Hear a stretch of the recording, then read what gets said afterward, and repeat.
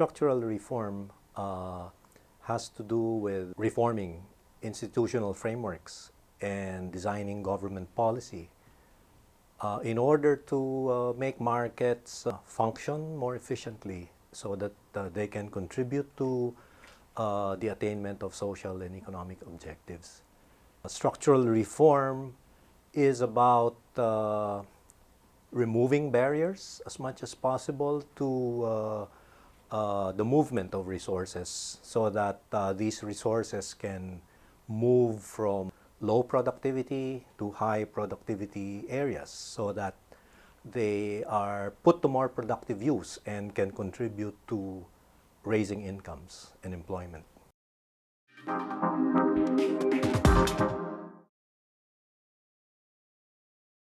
So structural reform is about improving the rules that govern our business sectors. They might be rules that govern competition, or the laws that companies have to obey, or the regulations that govern particular sectors in our economy. And our aim is to make these rules as good as they can be.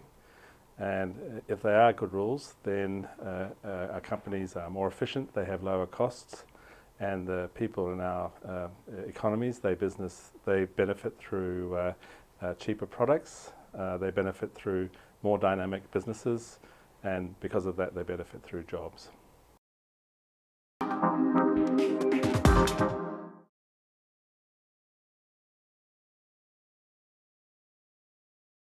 Every economy is working on many issues at once, but I can give you a few. For example, in Chile, as a result of an APEC project, the time taken to start a company in Chile was reduced from several weeks to just one day. And you could actually start up your company any time of the day in Chile, and the office reports that some of the companies are being set up at 3 o'clock in the morning.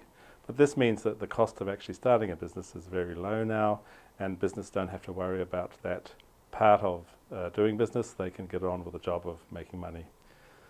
A second example is in Malaysia. They've done a project on human capital development, and a lot of that project is about ensuring that Malaysian professionals have qualifications that will be recognized overseas, so that if they want to go and work for a period overseas, they can, and both the Malaysian economy will benefit from the skills they gain and bring back, and other economies will benefit from having their presence while they're visiting them. Third and final example is the port sector in Papua New Guinea. We have a project looking at improving competition in Papua New Guinean ports. These, our Papua New Guinean colleagues tell us, are reasonably expensive at the moment, but they are critical for Papua New Guinea as an exporter of commodities and an importer of most of its consumer products. And so if we can make the ports more efficient and cheaper, both businesses and consumers will benefit in Papua New Guinea. Reducing the cost of business is very important for the Philippines. One of the important objectives for why, or reasons for why, structural reform is critical for the Philippines is that we are still a growing economy, and we need the investment, and we need to raise the rate of capital accumulation so that this can contribute to the growth momentum and generate more employment. A family, for example, has kids that are intelligent and have a high potential for example, being a professional, a doctor, or an engineer. But if the family does not have the means to access finance to be able to go to college, then that the kid is forever consigned to a low productivity alternative. And reforms that open up opportunities for people to get access to credit markets or to labor markets certainly are very helpful.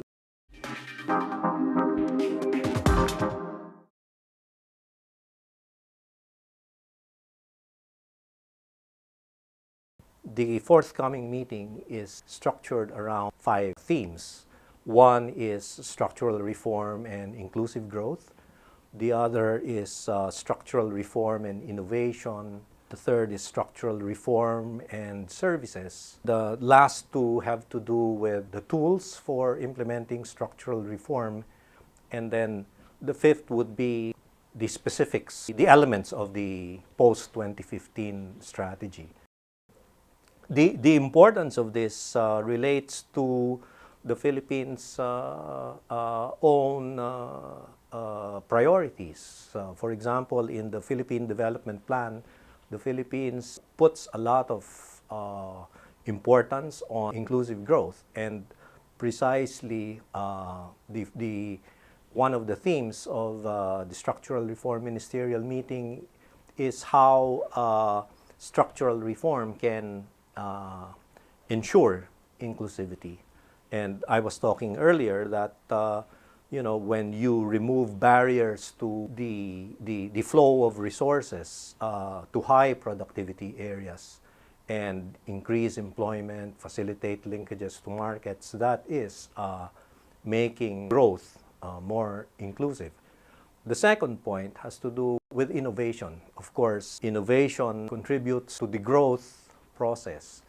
And we want to see a situation where the reforms that or government policies that are in place are conducive to innovation, so that entrepreneurs are encouraged to find ways of becoming more competitive and, of course, contributing to raising investment.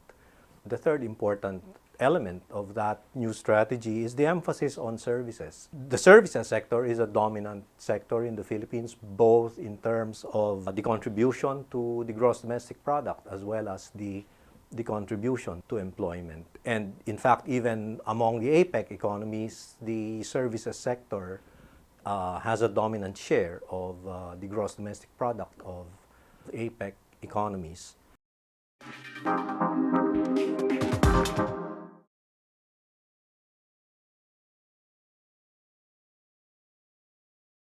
Within structural reform, there's a couple of priorities that people have.